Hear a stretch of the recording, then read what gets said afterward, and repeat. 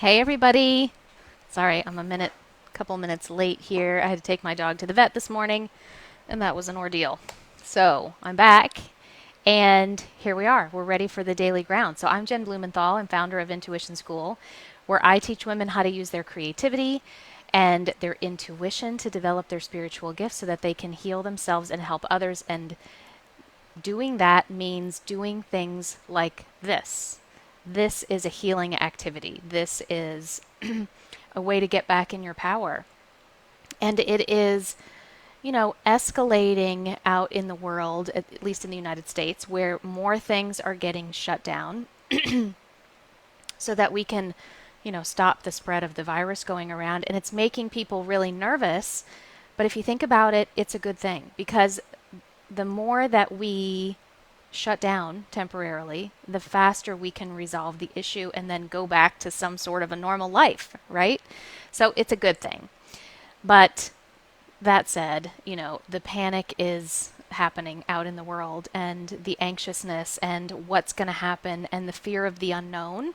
That's really big right now because we're in the unknown. We're in a time where people have not experienced this before. Most people, probably, I don't know if anyone's experienced this before, where parts of the world or the country are shutting down and daily life, ceases as we have known it to be. And so we want to make sure that we are taking time for the healing activities, for the activities that are self care, and making sure that we are tending to our own bodies, yes, but also our minds and our hearts and our souls and our spirits, so that there's wholeness in how we're taking care of ourselves. And because when we are whole, when there's wholeness, we're able to deal with things much more easily, and we send out that vibration of wholeness. So that's what we want to do. So take care of ourselves, but also tend to the energy that we're sending out in the world. So if you're here, say hello. Thank you for joining me. And let's just get started. So we're doing this, as a way to come back to ourselves, to be in our own power.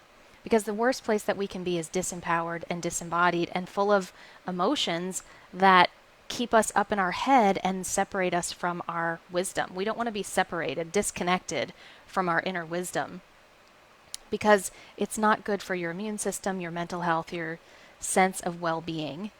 And we're here to restore that and do as much as possible. Oh, and if you have not heard about this, Marianne McCarthy and I are co-hosting a community art project today. It's called the Community Art and Healing Project. It's free. It's online, of course. So if you want information about that, it's on my page. It's also, I can put a link in here when I'm done for that, but sign up for that and come join us for making some art. It's this afternoon. It's 5:30 p.m. Central Time. And what we're going to do is, make some really simple art. There's no art skill necessary. It's really just taking time to come together and come back home to ourselves. But we're going to collect everyone's art, so you can send us a digital copy of that, and we're going to make a giant art piece out of that. So sharing the community spirit and the community love, and imagine the vibration that goes into a community art project when everybody is coming together and coming back into themselves. What kind of a healing vibration that we can send out. So that's going to be really cool. So if you want to know about that, check out my page and I'll share the link for that in a little bit. So same thing as we have been doing every day. First, we're going to start by cutting our cords. So really simple, cut, cut, cut. And the more you use your words, your language, you speak out loud, you are amplifying the energy of what you're doing. Because if you're just thinking it in your head, that's great. But if you add the vocalization of that, it makes it even stronger. Okay, so you're just cutting your cords. If you want to take that to the next level, you take the cords, throw them in imaginary hole. You say hole so that you're directing the energy where you want it to go. Close up the hole. Okay, so we're not just sending it out into the atmosphere around us. And cutting your cords is a good thing to do 10, 50, 100, 1,000 times a day. So anytime you find your energy being too dispersed, scattered, going out to something that is not healthy for you. So it can be a toxic relationship. It can be a scary situation. It can be, a fear about what's going on. It can be an argument. It can be, any time you're sending out energy in an unhealthy way or it's being siphoned off of you from a person, place, thing, experience, emotion, whatever that is, you want to cut your cords. And all that does is it lets you take your energy back and it gives you a reset. Okay? So give yourself an energetic reset. Cut your cords, throw them in the hole, close it up. That's the first thing. Do that as many times a day as you need to. It takes 2 seconds. Then